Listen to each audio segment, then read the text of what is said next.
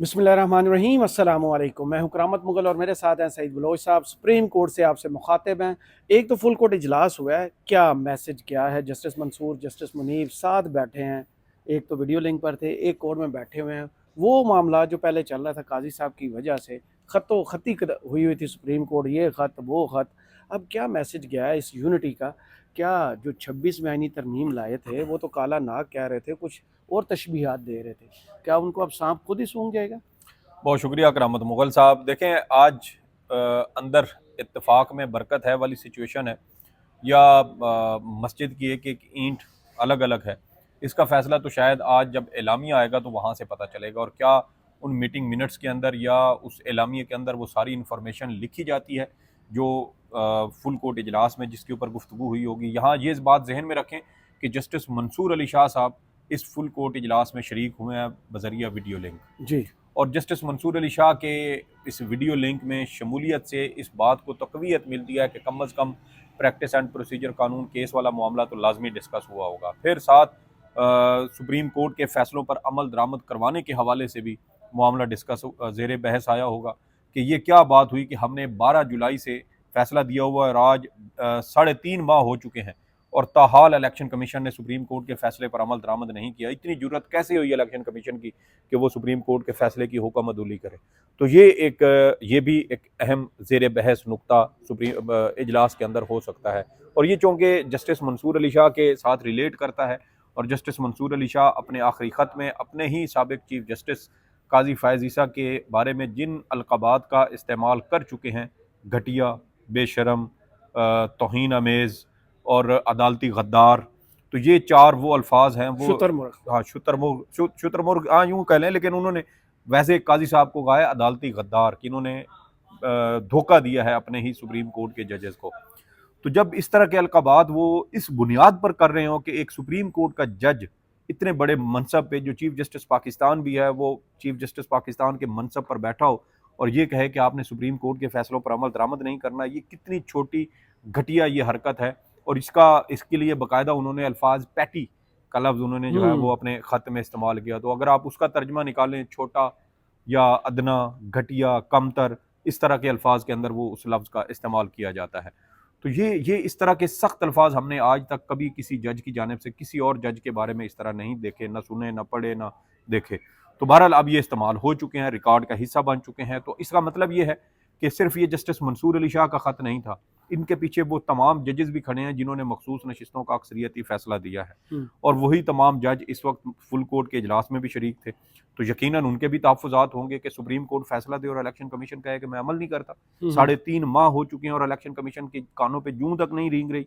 और एक नहीं, 2 फैसले जारी हो चुके, शॉर्ट ऑर्डर, शॉर्ट जजमेंट आया, डिटेल्ड जजमेंट आया, 2 वजाहतें आ चुकी, उसके बावजूद इलेक्शन कमीशन अमल नहीं कर रहा। और ये देखें कि जो आखिरी वजाहत है वो 18 अक्टूबर को आई है, 18 अक्टूबर को, और आज 28 तारीख है, फिर भी 10 दिन बनते हैं।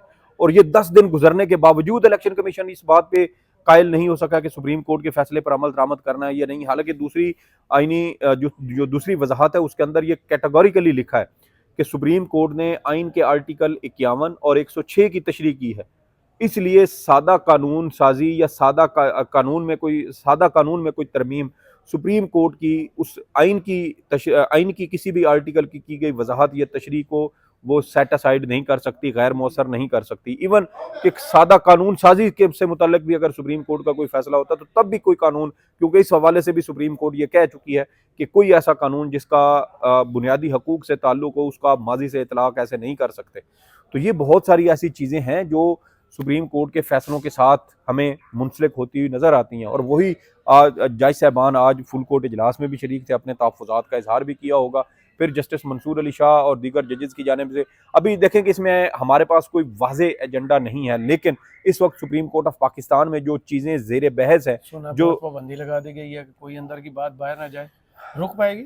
देखें खबर वैसे वो एक नहीं नहीं बड़ी नई नई पाबंदियां तो आई हैं, हाँ आपको भी पता है, हमें भी पता है। जी जी पाबंदियां तो आई हैं। मैं वही कह रहा था कि क्या कहते हैं कि जज्बात और नजरिए को ना आप रोक नहीं सकते। इसी तरह सहाफ़ी की खबर को भी आप रोक नहीं सकते यार। खुद यहाँ जरूरत पर पड़ेगी, यहाँ जिनको वरना जरूरत तो पड़ेगी भीड़ ही ना, बंद करा दें। जी जी, वो जिनकी जरूरत पड़ेगी ना, वो जाय साहबान खुद भी फिर खबरें देते हैं। काजी साहब भी माजी में खत लिखते रहे और खत लिख के अपने चहेते साफियों को देते थे। तो वो जिसको खबर लगवाने का शौक हो ना या जरूरत हो, फिर वो फौरन अब तो सियासी होना है ना, जज ने, अगले चीफ जस्टिस ने लॉबिंग करनी है। देखें। ये वो चीज़ है जिससे पूरा हमें जो जुडिशल सिस्टम है वो अब क्या कहते हैं उसको मुनहदम होता हुआ नजर आ रहा है।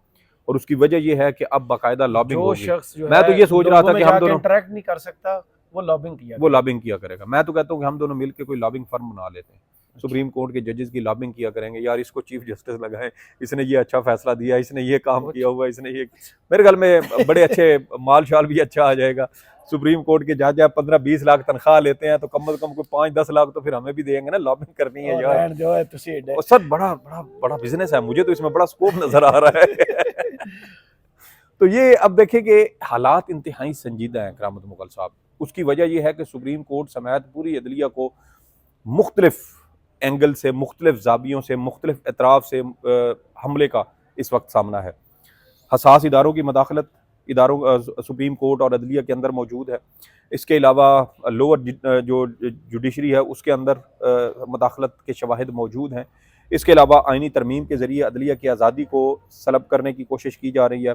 आइनी तरमीम के ज़रिए सुप्रीम कोर्ट ऑफ पाकिस्तान और हाई कोर्ट जो आइनी अदालतें हैं उनके पैरेलल एक और कॉन्स्टिट्यूशनल बेंचेस के नाम पर एक पूरा इदारा खड़ा करने की कोशिश की जा रही है।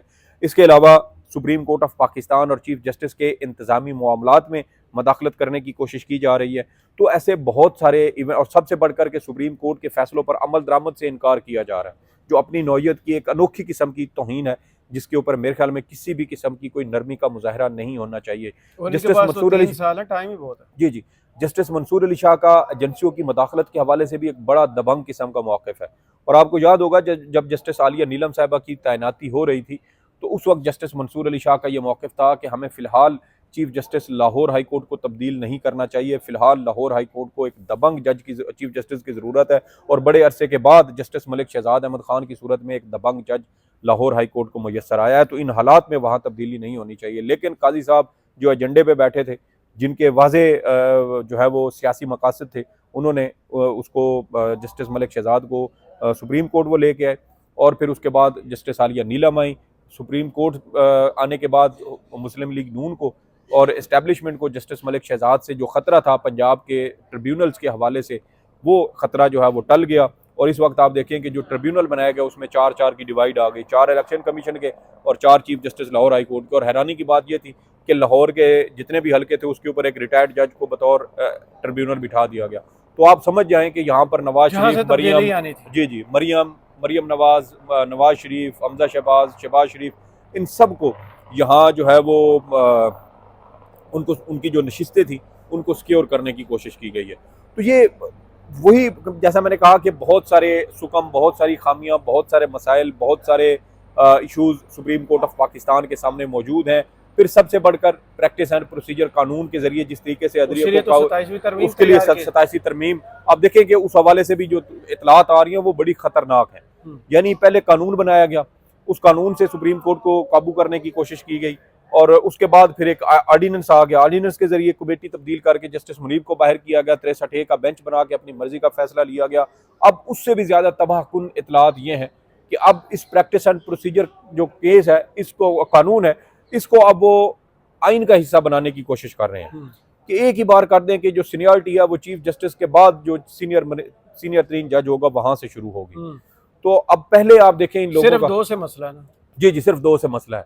और देखें कि ये, यानी इनकी कोशिश ये है कि ये दोनों जज साहबान किसी तरह दबाव में आए, ये जो भी करें, इनको जब बिल्कुल हम साइड लाइन कर देंगे, ये बैठ के सर्विस मैटर सुनेंगे या ज़मीन के हल्के फुल्के तनाज़ात या फौजदारी जो है मुकदमात वो, या फिर जो कारपोरेट के केसेस हैं टैक्सेस से मुतल्लिक हों या दीगर कारपोरेट केसेस हो, वो बैठ कर सुने और इनका किसी अहम मुकदमे में इनका कोई लेना देना ना हो। और इस तरह ये दबाव में आकर ख़ुद को महसूस करेंगे कि हम तो बिल्कुल जो है वो खुले लाइन लगा दिए गए, हमारे पास ना कोई इख्तियार है, ना काम का केस सुन सकते हैं, तो इस तरह ये जज दबाव में आके इस्तीफा दे जाएंगे। अभी भी आप देख लें, राना सनाउल्लाह साहब ने गुज़श्ता रात शहजाद इकबाल के प्रोग्राम में क्या कहा। पिछले कुछ अरसे से, आप पिछले खास तौर पर 3-4 दिन से मुसलसल ये खबर चल रही है कि सीनियर 2 जज जो हैं वो इस्तीफा क्यों नहीं दे रहे। फौज के अंदर अगर ऐसा होता है तो फिर यहाँ पर भी ऐसा होना चाहिए। और भाई फौज का एक अपना डिसिप्लिन, एक अपना इदारा, वहाँ सल्यूट करना पड़ता है। हाँ बिल्कुल, यहाँ ये तो नहीं है कि जज आएगा और वो कहेगा, सलाम ठोकेगा, चीफ जस्टिस साहब कैसे हैं, तो ये तो ऐसा नहीं होता। तो यहाँ जो है वो दूसरी बात ये है कि अदलिया के अंदर आप देखें, जस्टिस आयशा मलिक लाहौर में थी एज अ जज, तो जस्टिस अतर मिनल्ला से जूनियर थी, वो इस वक्त इस्लामाबाद हाई कोर्ट के चीफ जस्टिस है। कहा था काबिल नहीं है चीफ जस्टिस बनने का। सुने तो सही, हाँ। वो यहाँ से इस्लामाबाद हाई कोर्ट के चीफ जस्टिस थे, उनसे सीनियर भी थे, लेकिन justice Ayesha Malik supreme court में पहले आ गई, जस्टिस अतर मिनल्ला साहब बाद में आए, वो पहले सीनियर थे, सुप्रीम कोर्ट में आके आयशा मलिक साहब के जूनियर। तो ये हाँ आ सकते हैं, बिल्कुल आ सकते हैं, लेकिन उसमें भी आपको पता है कि जस्टिस मोहसिन अख्तर कियानी साहब के लिए बड़े मसाइल मौजूद हैं। उनके लिए मसाइल नहीं, वो आगे तो लोगों के लिए बहुत सारे मसाइल हो जाएंगे। देखिए, लोगों के लिए नहीं, आम डर जो है ना कि हमारे कंट्रोल में नहीं है, वो मैं वही कह रहा हूँ कि उनके लिए मसाइल इसी वजह से पैदा होंगे कि जो लोग, जो इदारे उनको पसंद नहीं करते, जो शख्सियात, ताकतवर शख्सियात उनको पसंद नहीं करती, जो जस्टिस मोहसिन अख्तर कियानी जो ताकतवर शख्सियात का कहना नहीं मानते और उनकी मर्जी का बेंच नहीं बनाते, उनकी मर्जी के मुताबिक अपनी राय चीफ जस्टिस आमिर फारूक के खिलाफ साथ जो है वो मिलाते नहीं है, तो फिर मोहसिन अख्तर कियानी साहब के लिए मसाइल बढ़ेंगे। और मज़े की बात क्या है कि जिस जज के बारे में उसकी अपनी अदालत के 2 जज इतने संगीन इल्ज़ामात लगा रहे हैं, वो जज आज भी Aamir Farooq chief justice Islamabad high court की कुर्सी पर बैठा है, वरना इन जस्टिस आमिर फारूक साहब के खिलाफ जुडिशल काउंसिल में कार्रवाई चलती और इनको इसी तरीके से अदलिया से उठाकर बाहर फेंका जाना चाहिए था, जैसे दूध से गिरी हुई मक्खी को निकाल कर बाहर फेंका जाता है। ये हो नहीं सकता यार कि 2 जज जो हैं वो अपने चीफ जस्टिस पर इल्ज़ाम लगा रहे हो कि हमारे ऊपर ये दबाव डाला जा रहा है कि ISI वाले कह रहे हैं कि आप अपने चीफ जस्टिस की जो राय है उनकी राय के साथ अपनी राय मिलाएं। यार कैसे पॉसिबल है? और कोई नोटिस नहीं लिया गया। यहाँ पर भी वो काजी साहब थे, सबसे बड़े सहूलतकार, निज़ाम के गारंटर, जामिन, और उनकी रिटायरमेंट के बाद अब हम कुछ उम्मीद कर सकते हैं कि जुडिशल ये जो फुल कोर्ट इंतजामी इजलास है उसमें कोई अहम पर तो अभी कोई रिस्पांस या रिस्पॉन्ड उस तरह नहीं आया ऑफिशियली जिसे कहते हैं, क्योंकि अभी तो पहली बैठक थी, इसके बाद देखेंगे क्या आगे लाहे अमल आता है। वो 27वीं तरमीम पर चले गए, तो ये काले पूं वो जो कहते थे अतर मिनल्ला साहब ब्लैक बम्बल भी पुरस्कून हो चुके हैं। देखें, हम तो उस वक्त हमने कहा था जब गुज़श्ता साल प्रैक्टिस एंड प्रोसीजर कानून लाया गया था, आपको याद है हम उस वक्त व्लॉग करते थे, तो हम उस वक्त ये कहते थे कि ये अदलिया के अमूर के अंदर मदाखलत है, ये सिलसिला है, ये दरवाज़ा खोला जा रहा है, ये दरवाज़ा खुल गया तो कल इसी सुप्रीम कोर्ट से ये दरवाज़ा बंद नहीं हो सकेगा। और एग्जैक्टली वही हुआ कि अब पहले कानून बनाया, फिर उसमें ऑर्डिनेंस के जरिए तरमीम की, अपनी मर्जी के जज को शामिल करवाने की सहूलत दी, उसके बाद अपनी मर्जी के बेंचेस बने, उनसे अपनी मर्जी के जज शामिल करके अपनी मर्जी के फैसले लिए गए। 63 हॉर्स ट्रेडिंग का रास्ता खोला गया और उसके जरिए PTI के लोगों को उठाकर जिस तरीके से आईनी तरमीम मंजूर करवाई गई, अब वो सारी चीज़ें ऑन द रिकॉर्ड है। इसी हवाले से आज 2 दरखास्तें सुप्रीम कोर्ट ऑफ पाकिस्तान में दायर हुई हैं। एक आबिद जुबैरी साहब और पाकिस्तान बार काउंसिल के कुछ दीगर मेंबरान हैं, उन्होंने दायर की है, और एक दरख्वास्त जो है वो बलूचिस्तान बार काउंसिल और Balochistan high court bar association की जानिब से दायर की गई। और उन दोनों में यही कहा गया है कि किसी रुकन पार्लियामेंट को ज़ोर ज़बरदस्ती उठाकर उसका वोट नहीं लिया जा सकता और ना ही इस तरह आईनी तरमीम मंजूर करवाई जा सकती है। इसके अलावा जुडिशल कमीशन की तश्कील के हवाले से भी शदीद तहफ़्फ़ुज़ात का इज़हार करते हुए कहा गया है कि जुडिशल कमीशन को कार्रवाई से या किसी भी तरह की अपॉइंटमेंट करने से रोका जाए जब तक कि इन दरखास्तों के ऊपर कोई हतमी फैसला नहीं हो जाता। लेकिन अब ये सारी चीज़ें भी आप देख लें, यहाँ पर भी एक डेड लॉक बरकरार है। और वो डेड लॉक क्या है कि सुप्रीम को जो आईनी तरमीम है उसमें आपने ये कह दिया कि 5 रुकनी लार्जर बेंच आईनी मामलात को सुनेगा, तो 5 रुकनी लार्जर बेंच जो है उसके अंदर जज कौन कौन से होंगे, कहाँ से आएंगे, फिर जो अपीलें पहले से ज़ेरे समात पड़ी हैं, मिसाल के तौर पे मखसूस नशिस्तों वाले फैसले के खिलाफ नज़रसानी दरखास्तें, वो कौन सुनेगा, मिलिट्री कोर्ट्स केस के फैसले की जो अपीलें पड़ी हैं उसके ऊपर भी नया बेंच बनाना पड़ेगा, वो कौन सुनेगा।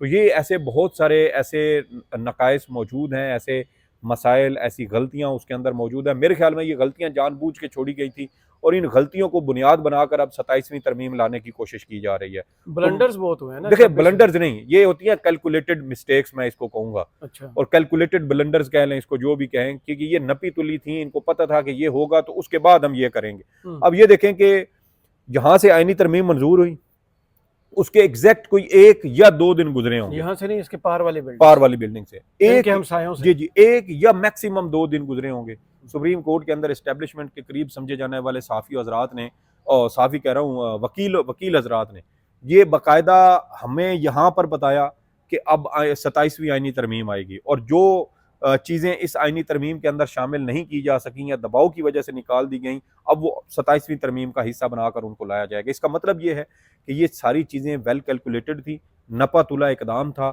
इससे पहले राय आमा बनाई गई, चीज़ों को डिस्कस करवाया गया, गलतियों को उजागर करवाया गया, और अब एक नई तरमीम लाकर इन गलतियों को दुरुस्त करने के बहाने कुछ ऐसी चीज़ें भी की जाएंगी, कुछ ऐसी चीज़ें ऐड की जाएंगी।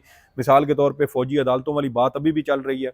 इसके अलावा जैसे आपने कहा कि ये जो प्रैक्टिस एंड प्रोसीजर कानून केस है, वो जो इंतजामी कमेटी वाला मामला है उसको अब बाकायदा यहाँ इसके साथ जो है वो मुंसलिक कर दिया जाएगा। सीनियरिटी कहाँ से शुरू होगी? चीफ सीनियरिटी जस्टिस अमीन पर ही अभी तक सुई अटकी हुई जी है, जी वहां से शुरू होगी। जी जी, और जस्टिस अमीन साहब के बारे में आप ये अंदाजा कहते हैं कि लगाएं लाइन वहां से शुरू हो कि क्या एक जज इस काबिल है जो ये कहे कि जिस इदारे में मौजूद है उसी इदारे के हवाले से ये कहे कि सुप्रीम कोर्ट के फैसलों पर अमल दरामद ना किया जाए। मेरे ख्याल में इससे बढ़कर सुप्रीम कोर्ट की कोई तौहीन हो नहीं सकती कि एक ऐसे शख्स को, एक ऐसे जज को जो है वो आईनी बेंच का सरबराह बना दिया जाए जो ये कहता हो कि सुप्रीम कोर्ट के अक्सरियती फैसले के ऊपर अमल दरामद ना करें। तो ऐसी जो है ना वो तकरीबी सोच रखने वाले जज के खिलाफ मेरे ख्याल में शिकायत ऑलरेडी जुडिशल काउंसिल में आ चुकी हैं।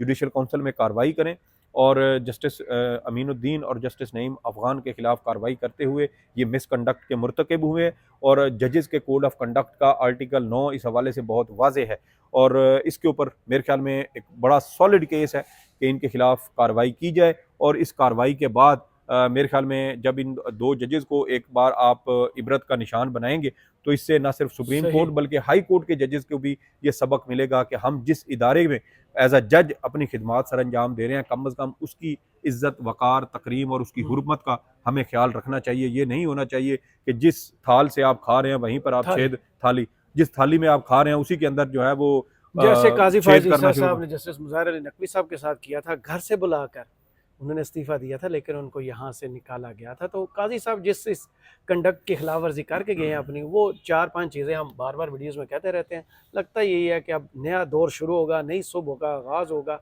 और यहाँ से सुप्रीम कोर्ट से उम्मीद तो यही है अच्छी खबरें आना जी जी, उम्मीद तो हम भी यही करते हैं।